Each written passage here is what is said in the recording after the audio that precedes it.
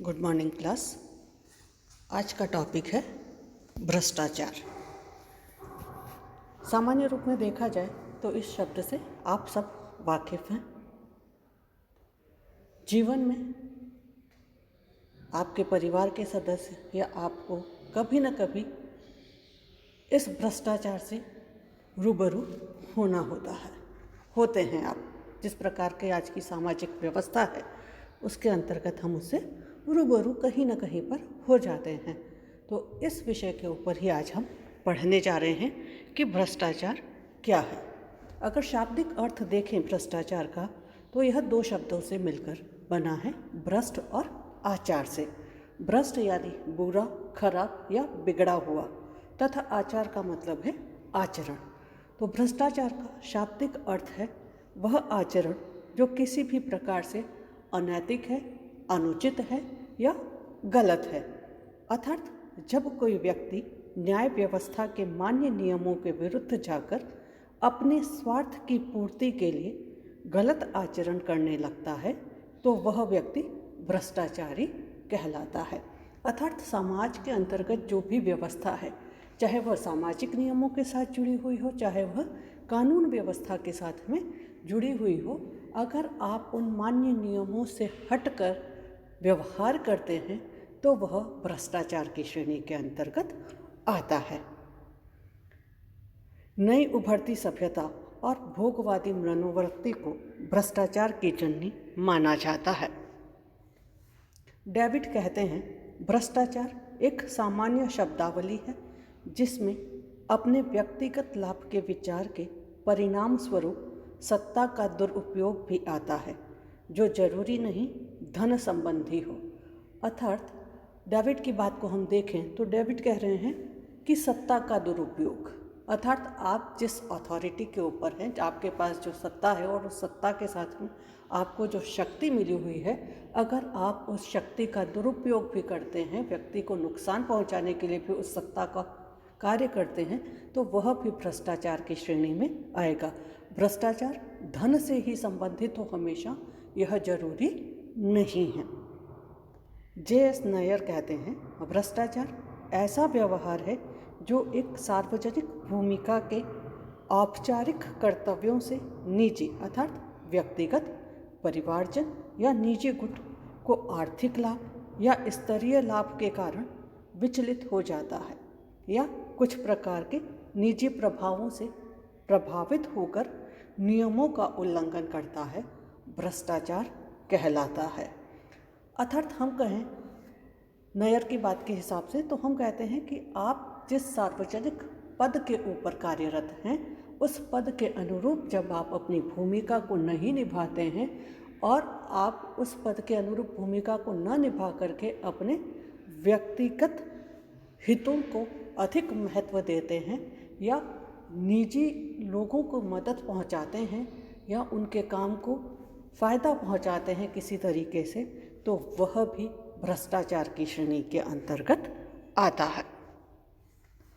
सेंचुरिया कहते हैं, किसी भी राजनीतिक कार्य की भावना एवं परिस्थितियों के आधार पर परीक्षण करने के पश्चात यदि समकालीन सदिच्छा एवं राजनीतिक नैतिकता के तर्क इस निष्कर्ष पर पहुंचते हैं कि व्यक्तिगत हितों के लिए सार्वजनिक हितों का बलिदान किया गया है, तो निश्चित रूप से वह कार्य राजनीतिक भ्रष्टाचार का अंग है। सेंचुरिया ने स्पष्ट रूप से राजनीतिक भ्रष्टाचार की बात अपनी परिभाषा के अंतर्गत की है और वह कह रहे हैं, अगर सार्वजनिक हित को नुकसान पहुंचा करके व्यक्तिगत हित को जब लाभ पहुंचाया जा रहा है तो वह राजनीतिक भ्रष्टाचार के रूप में देखा जाएगा। भ्रष्टाचार निरोधक समिति, भारत सरकार जो है उसने इसको परिभाषित किया है, तो हम उसे भी देखेंगे। एक सार्वजनिक पद अथवा जनजीवन में उपलब्ध एक विशेष परिस्थिति के साथ संलग्न शक्ति तथा प्रभाव का अनुचित या स्वार्थपूर्ण प्रयोग ही भ्रष्टाचार है। अर्थात आप सार्वजनिक जीवन में जिस परिस्थिति पर आसीन हैं, जिस पद पर आसीन हैं, उस पद के साथ कुछ अधिकार, कुछ कर्तव्य, कुछ दायित्व आपके जुड़े हुए हैं। आप उन अधिकार, दायित्व, उन शक्तियों का प्रयोग मनमाने तरीके से करते हैं, अनुचित तरीके से करते हैं, अयोग्य व्यक्ति को लाभ पहुंचाने के लिए करते हैं, तो वह भ्रष्टाचार की श्रेणी के अंतर्गत आएगा। इलियट और मैरिल इसे परिभाषित करते हैं, प्रत्यक्ष अथवा अप्रत्यक्ष लाभ प्राप्ति हेतु जानबूझकर निश्चित कर्तव्य का पालन न करना ही भ्रष्टाचार है। प्रत्यक्ष अथवा अप्रत्यक्ष, जरूरी नहीं है कि यह आमने सामने का ही हो। अप्रत्यक्ष रूप से भी आप सामने न आकर के किसी अन्य व्यक्ति के माध्यम से उस कार्य को करवा रहे हैं तो वह भी भ्रष्टाचार की श्रेणी में आएगा। लाभ आपको जानबूझकर, आपको पता है कि यह गलत कार्य हो रहा है और आप उस गलत कार्य के खिलाफ कोई आवाज़ नहीं उठा रहे, कोई एक्शन नहीं ले रहे, तब आप भी उस भ्रष्टाचार के अंतर्गत शामिल माने जाएंगे, क्योंकि आपका जो निश्चित कर्तव्य था, जिस पद पर आप आसीन हैं, उस कर्तव्य से आप विमुख होकर कार्य कर रहे हैं, इसलिए वह भ्रष्टाचार की श्रेणी में आएगा। भ्रष्टाचार की परिभाषाओं के बाद अब हम देखें भ्रष्टाचार की विशेषता। सबसे पहली बात हम कहते हैं, यह स्वार्थ पूर्ति के लिए लघु मार्ग अपनाता है। कोई भी व्यक्ति गलत कार्य क्यों करेगा? कि अब से अपने हितों की पूर्ति करनी है, और हितों की पूर्ति वह येन केन प्रकारेण चाहता है, इसलिए वह इस कार्य को अपना करने के लिए लघु मार्ग अपनाता है कि वह पैसे देगा या रिश्वत दे रहा है, घूसखोरी कर रहा है, या कोई अन्य तरीके से उस अधिकारी को प्रभावित करने का प्रयास कर रहा है, जिससे उस व्यक्ति के हितों की पूर्ति होती हो। दूसरी बात हम कह रहे हैं, भ्रष्टाचार में वस्तु या नकद के रूप में घूस देना। हमेशा जरूरी नहीं है कि पैसा ही भ्रष्टाचार के साथ हमें जुड़ा हुआ देखा जाए। कई बार पैसे की जगह पर कोई वस्तु होती है जिसे दे दिया जाता है, किसी अन्य संस्था के अंतर्गत उस व्यक्ति को कोई लाभ दे दिया जाता है, तो हम उसके साथ में इसको देखते हैं कि हमेशा वस्तु, नकद दिया जाए जरूरी नहीं है, कई बार वस्तु भी दे दी जाती है।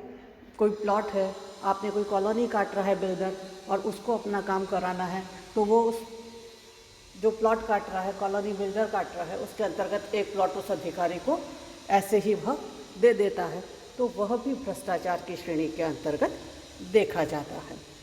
तीसरी बात हम कहते हैं कि भ्रष्टाचार के अंतर्गत अयोग्य के प्रति पक्षपात और योग्य के साथ अन्याय होता है।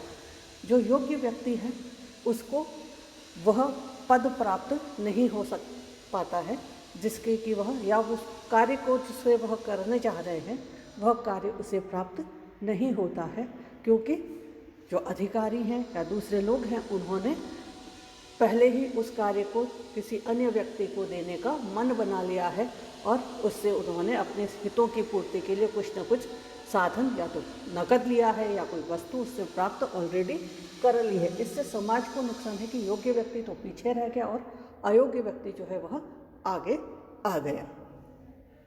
नेक्स्ट हम कहते हैं, इस भ्रष्टाचार में पैसा उद्देश्य भी है और साधन भी है। साधन क्योंकि व्यक्ति पैसा दे रहा है, चाहे वह कैश के रूप में हो, चाहे वह काइंड या वस्तु के रूप में हो, तो पैसा वहाँ पर दे रहा है, तो पैसा साधन के रूप में, और उस साधन से, उसी पैसे से वह अपने उद्देश्य को, अपने हितों को प्राप्त कर रहा है। इसलिए हम कहते हैं, और हित क्या है फाइनली, अल्टीमेटली हित यह है कि उससे लाभ कमाना है, पैसा कमाना है। तो पैसा उद्देश्य भी है और पैसा साधन, दोनों ही रूप में यहाँ पर इस्तेमाल होता है। नेक्स्ट हम कहते हैं कि भ्रष्टाचार के अंतर्गत कानून की पूर्ण रूप से अवहेलना की जाती है, चाहे वह सामाजिक कानून हो, चाहे वह जो हमारे नियमों के साथ में बने हुए संवैधानिक कानून हो, उन दोनों ही कानूनों की अवहेलना भ्रष्टाचार के अंतर्गत हम देखते हैं। सामाजिक कानून के अंतर्गत जो हमारे परंपरावादी हैं, सामाजिक नियम कायदे कानून बने हुए हैं जो कि पर्टिकुलर किसी समाज के अंतर्गत महत्वपूर्ण है। उस समाज में रहते हुए अगर व्यक्ति उन नियमों के विरुद्ध कार्य करता है तो वह सामाजिक है, और उसके लिए जो दंड है वह सरकार या न्याय के माध्यम से नहीं, वरन उस समाज के सदस्यों के द्वारा वहाँ पर देखा जा सकता है, जबकि कानून की जो अवहेलना है वह हम उसके लिए दंडित न्याय व्यवस्था करती है। तो कानून की अवहेलना यहाँ पर अवश्य देखी जा सकती है। नेक्स्ट, लेन देन के सिद्धांत पर आधारित है, अर्थात आप इस हाथ दीजिए और इस हाथ लीजिए वाले सिद्धांत के ऊपर भ्रष्टाचार की संपूर्ण जो प्रक्रिया है उसको हम देख सकते हैं। नेक्स्ट हम कहते हैं कि भ्रष्टाचार उस पद के साथ में जुड़े हुए कर्तव्यों की अवहेलना है। व्यक्ति जिस पद पर आसीन है उस पद के अनुरूप वह अपने कर्तव्यों, अपनी भूमिका का निर्वाह नहीं करता है, उसके अलग हट करके, उससे विरुद्ध जा करके व्यक्ति कार्य को करता है। इसलिए हम कहते हैं यह पद के साथ कर्तव्य की अवहेलना के साथ में जुड़ी हुई व्यवस्था है। आगे हम देखेंगे भ्रष्टाचार के कारण क्या हैं और इसके प्रकार क्या हैं, वह हम नेक्स्ट वीडियो में देखेंगे। Thank you.